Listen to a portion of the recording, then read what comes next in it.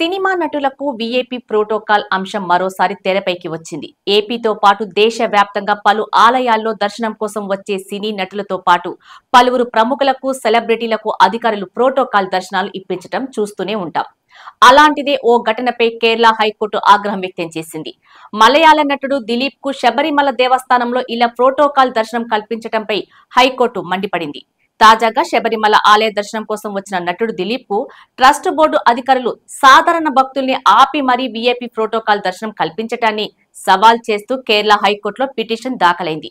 దీనిపై విచారణ జరిపిన హైకోర్టు ఆలయ అధికారుల తీరుపై మండిపడింది. సాధారణ భక్తుల్ని ఆపి మరీ నటుడు దిలీప్ కు వీఐపీ దర్శనం కల్పించడం తీవ్రంగా పరిగణించాల్సిన విషయమని ధర్మాసనం వ్యాఖ్యానించింది. యాక్టర్ అయితే వీఐపీ ప్రోటోకాల్ ఉంటుందా అని శబరిమల ఆలయ అధికారులని హైకోర్టు ప్రశ్నించింది. అయితే సాధారణ భక్తుల్ని కొన్ని నిమిషాల పాటు మాత్రమే ఆపామని ఆలయం తరపు న్యాయవాది కోర్టుకు తెలిపారు. దీనిపై స్పందించిన హైకోర్టు సోపానం ముందున్న 2 వరుసల్లో భక్తుల్ని చాలాసేపు ఆపారని సీసీ ఫుటేజీ చూసి నిర్ధారణకు వచ్చింది.